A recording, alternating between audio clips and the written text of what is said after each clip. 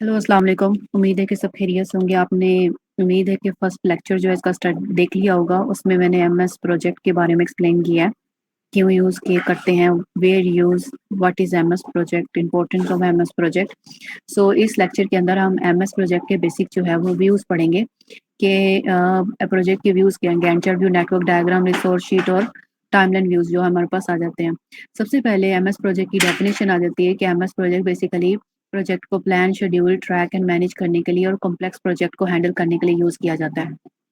इसमें सबसे पहले हम लोग एमएस प्रोजेक्ट को स्टार्ट कैसे करते हैं। प्रोजेक्ट को स्टार्ट करने का तरीका ये है कि आप सिंपल एमएस प्रोजेक्ट को ओपन करें और ओपन करके एमएस प्रोजेक्ट को यहाँ पे आप फाइल में आप जाएंगे तो एमएस प्रोजेक्ट की इस फाइल के अंदर न्यू, ओपन, स्टार्ट और सेव एज का ऑप्शन आता है। और रिसेंट फाइल अगर न्यू पे क्लिक करेंगे तो यहाँ पे ओपन ब्लैंक प्रोजेक्ट का ऑप्शन आएगा, तो यहाँ से एमएस प्रोजेक्ट ओपन हो जाएगा। यानी आपके पास यहाँ से ओपन करने का सेकेंड यहाँ पे ऊपर टॉप पे मेन टैब, इसके अंदर एमएस प्रोजेक्ट की आ रही है। उसके बाद यहाँ पे हमारे पास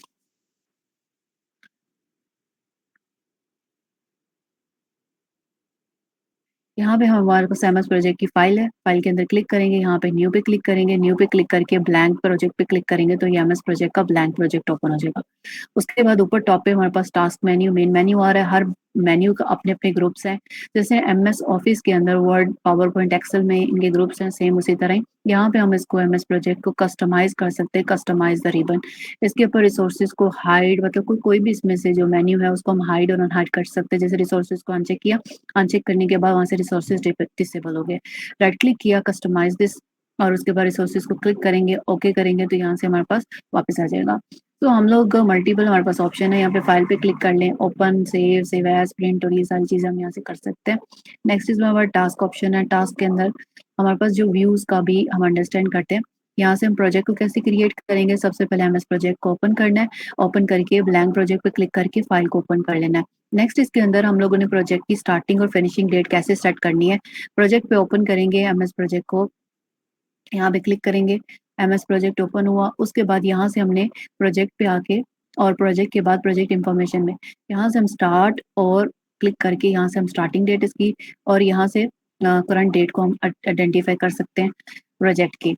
नेक्स्ट इसके बाद हमारे पास ऑप्शन आता है स्टार्टिंग एंड करंट डेट के बाद हमारे पास ऑप्शन है कि हम अपना प्रोजेक्ट की स्टार्ट डेट और फिनिशिंग डेट दोनों जो है ना वो यहाँ से प्रोजेक्ट इंफॉर्मेशन में जाके स्टार्ट डेट सेट कर सकते हैं। अब करंट वर्सेस इसमें स्टेटस डेट आती है कि करंट वर्सेस और स्टेटस डेट में क्या फ़र्क है। करंट डेट का मतलब है कि आपकी आज की जो डेट होगी वो, और स्टेटस डेट का मतलब है कि प्रोग्रेस चेक करने के लिए हम इसको सेट कर सकते हैं कब बेसिकली प्रोजेक्ट स्टार्ट हुआ और कब ख़त्म हुआ।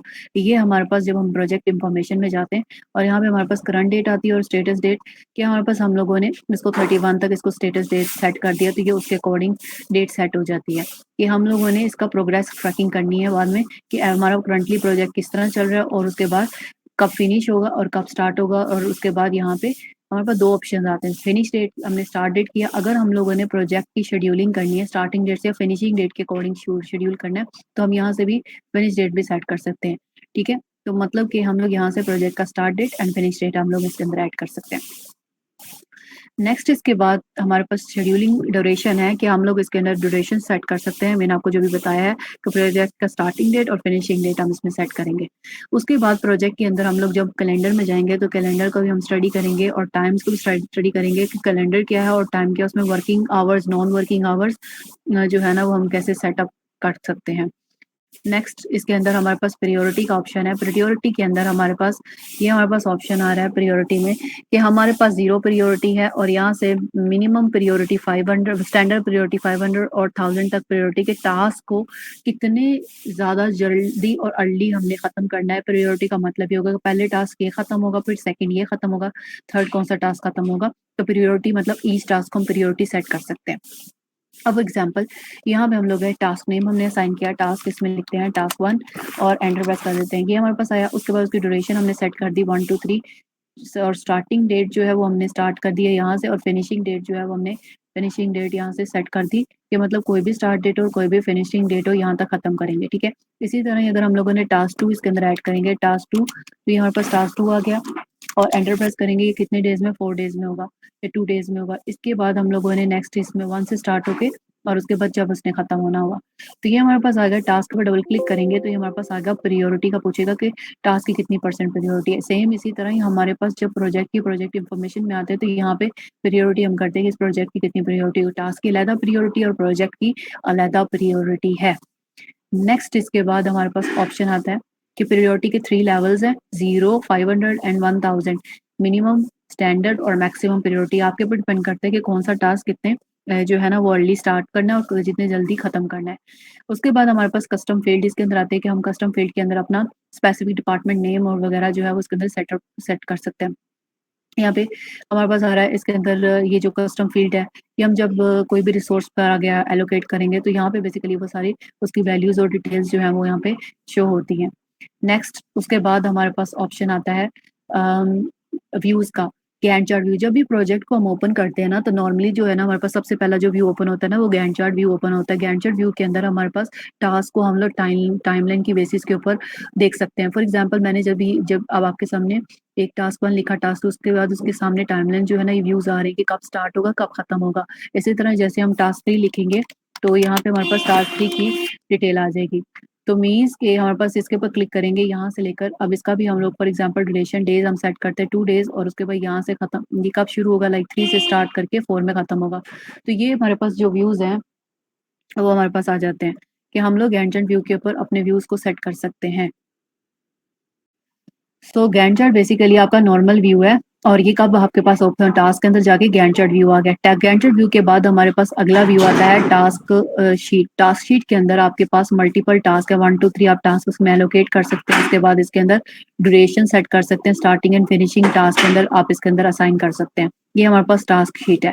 टास्क शीट के अंदर आप यहाँ पे क्लिक करें, यहाँ पे टास्क नंबर जो है 4 आप इसके अंदर एंटर करेंगे तो टास्क नंबर 4 इसके अंदर आ जाएगा और कितने डेज का टास्क होना है तो यहाँ से हम टास्क इसके अंदर सेट कर सकते हैं, डेज इसके अंदर ड्यूरेशन और डेज और ये हम सेट कर सकते हैं टास्क शीट के अंदर।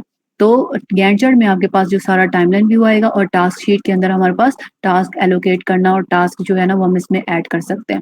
नेक्स्ट इसके अंदर हमारे पास नेटवर्क डायग्राम आ रहा है। नेटवर्क डायग्राम बेसिकली जितने भी टास्क होंगे उनकी डिपेंडेंसी उनकी लिंकिंग को शो करता है। अभी कोई भी एक टास्क दूसरे टास्क पर डिपेंड नहीं कर रहा क्योंकि हमने लिंक नहीं करवाया। जब हम इसके ऊपर आएंगे गैंट चार्ट व्यू के अंदर और गैंट चार्ट व्यू के अंदर आके यानी पहला टास्क है और दूसरा टास्क को शिफ्ट प्रेस करेंगे, इन दोनों को लिंकिंग कराएंगे तो मीन्स कि ये हमारे पास एक टास्क पहला टास्क खत्म होगा तो दूसरा शुरू होगा। यहाँ पे गैंट चार्ट व्यू के अंदर आते हैं और यहाँ पे हम लोग नेटवर्क डायग्राम पे क्लिक करेंगे तो मीन्स कि टास्क 1 टास्क 2 पे डिपेंड कर रहा है तो मीन दोनों में आपस में लिंकिंग होगी, ये आपस में लिंक कर रहा है। इसके बाद नेक्स्ट इसके अंदर हमारे पास है टास्क शीट। मैंने ऑलरेडी एक्सप्लेन किया कि यहाँ पे आपके पास नंबर ऑफ टास्क शो होते हैं। गैंट चार्ट आपका नॉर्मल व्यू है और कैलेंडर के ऊपर आपके पास कि कब आपकी कौन सी स्पेसिफिक डेट के ऊपर टास्क स्टार्ट होगा और कब खत्म होगा वो उसका व्यू है उसको शो करवाता है। नेक्स्ट इसके अंदर हमारे पास अगला ऑप्शन आता है टाइमलाइन व्यू। टाइमलाइन ये मतलब ये है कि आप अपने टास्क को इसके अंदर टाइमलाइन व्यू के अंदर एंटर कर सकते हैं कि अभी स्पेसिफिक ये करंट टास्क चल रहा है और इसका स्टार्टिंग कब होगा और एंडिंग कब होगा।